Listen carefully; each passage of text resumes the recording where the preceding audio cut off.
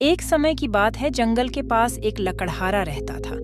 वो जंगल में लकड़ी इकट्ठा करता था और उन्हें पास के बाजार में बेचता था कुछ पैसों के लिए। एक दिन की बात है, वो एक पेड़ काट रहा था। तभी हुआ ये कि गलती से उसकी कुल्हाड़ी पास की एक नदी में गिर गई। नदी बहुत ज्यादा गहरी थी और वास्तव में तेजी से बह रही थी। उसने बहुत प्रयत्न किया अपने कुल्हाड़ी को खोजने की, लेकिन उसे वो वहां नहीं मिली।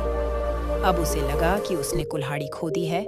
वहीं दुखी होकर वो नदी के किनारे बैठकर रोने लगा। उसके रोने की आवाज सुनकर नदी के भगवान उठे और उस लकड़हारे से पूछा कि क्या हुआ। लकड़हारा ने उन्हें अपनी दुखद कहानी बताई। नदी के भगवान को उस लकड़हारे के ऊपर दया आई और वो उसकी मेहनत और सच्चाई देखकर उसकी मदद करने की पेशकश की। वो नदी में गायब हो गए और एक सुनहरी कुल्हाड़ी वापस लाया, लेकिन लकड़हारे ने कहा कि यह उसका नहीं है।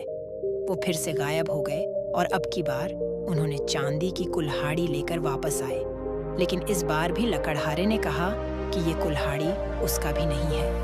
अब नदी के भगवान पानी में फिर से गायब हो गए और एक सुनहरी कुल्हाड़ी वापस लाया, लेकिन लकड़हारे ने कहा कि यह उसका नहीं है। वो फिर से गायब हो गए और अब की बार उन्होंने चांदी की कुल्हाड़ी लेकर वापस आए, लेकिन इस बार भी लकड़हारे ने कहा कि ये कुल्हाड़ी उसका भी नहीं है। अब नदी के भगवान पानी में फिर से गायब हो गए और अब की बार वो एक लोहे की कुल्हाड़ी के साथ वापस आ गए। लकड़ी का कुल्हाड़ी देखकर लकड़हारा मुस्कुराया और कहा कि यह उसकी कुल्हाड़ी है। नदी के भगवान ने लकड़हारे की ईमानदारी से प्रभावित होकर उसे सोने और चांदी की दोनों कुल्हाड़ियों से भेंट किया। इस कहानी से हमें ये सीख मिलती है कि ईमानदारी सर्वोत्तम नीति है।